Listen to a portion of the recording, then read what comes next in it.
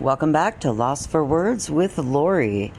Happy Independence Day, motherfuckers. Yeah, it's the 4th of July.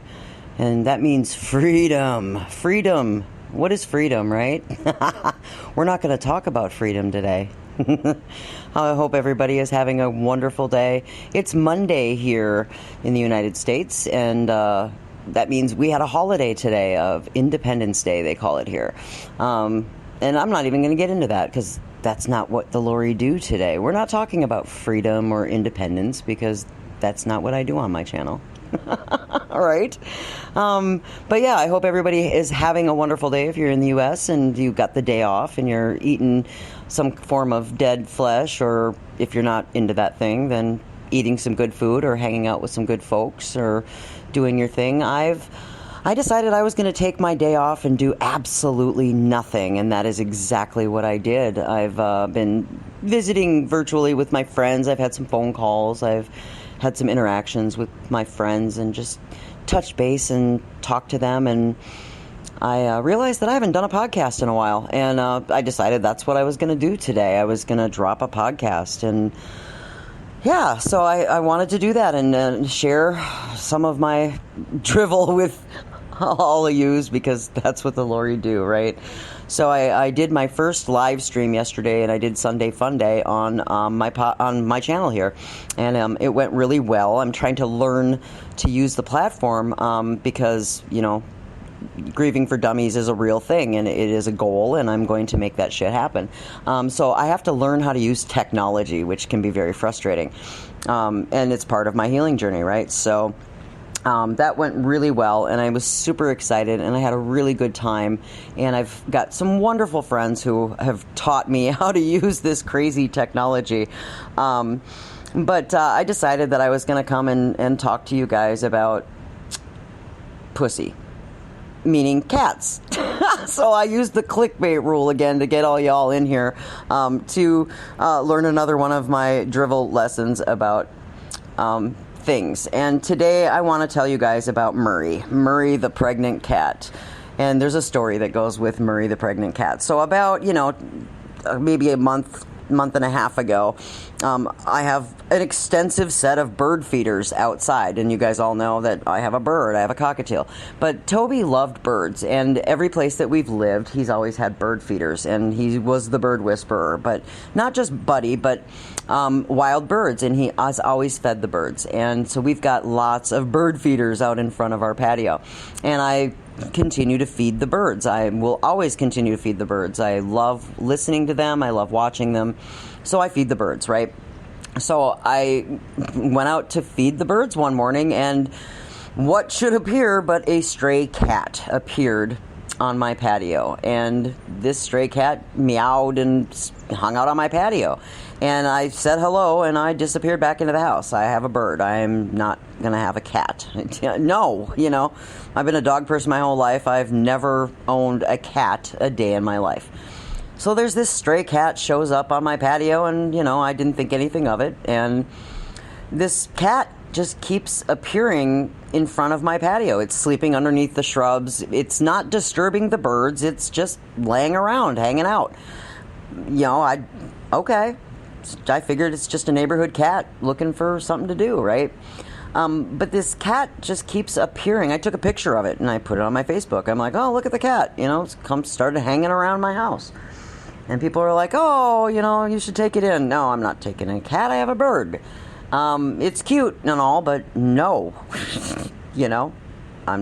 it's not my cat.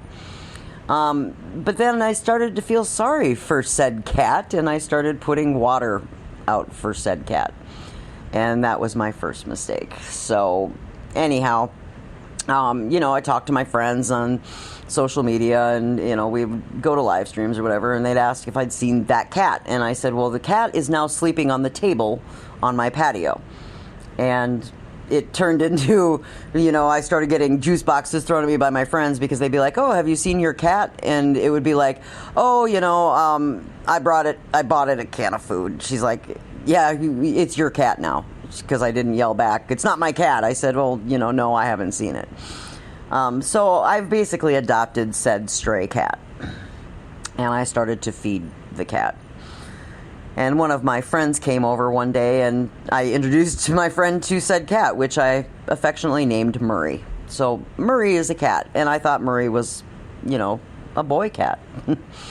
And I found out when my friend came over, who's had many cats, that Murray is not a male cat. Murray is a female cat. And she is pregnant with kittens. And so now not only do I have an adopted cat, but now I have a cat that's going to have kittens. And I am terrified because I've never owned a cat, let alone a pregnant cat. So it looks like I'm going to have kittens. And like I said, I can't have her in my house. I'm not going to capture her and take her in. I'm going to figure out something, but I'm going to let this cat, I'm going to feed her and I'm going to water her and I'm going to hopefully let her have kittens on my patio. And I'm trying to figure out how to find a forever home for this cat and her brood of kittens. And now, I should probably let you know that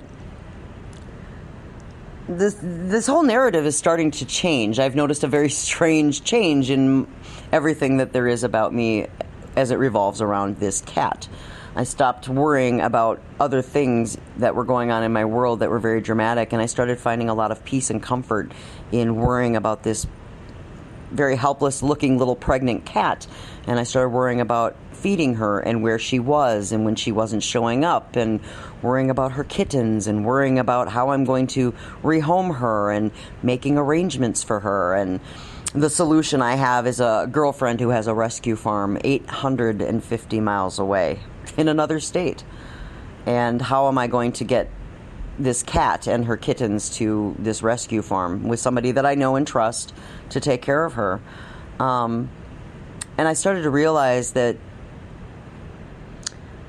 this strange shift and change in my thought process about taking care of this cat and her kittens had a lot less to do with being a good human and caring for animals, and a lot more to do with me taking care of me and what was good for me.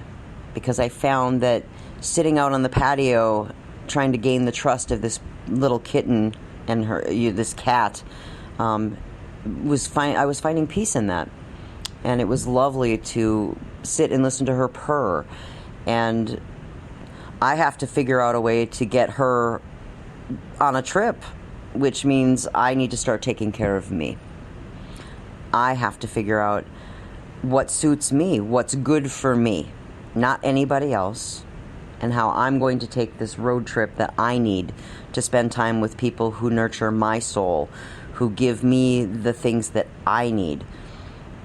And it's become a very interesting journey of how animals, especially this little cat, have kind of wormed their way into my world on accident and have taught me a lot about how I need to start taking care of myself and what needs I have on my journey, and how I can heal my own heart have become more important than things that are so trivial that I've put so much stock into, and I've spent so much energy and time wasted worrying about, when this little cat who's pregnant with little kittens have reminded me of how important it is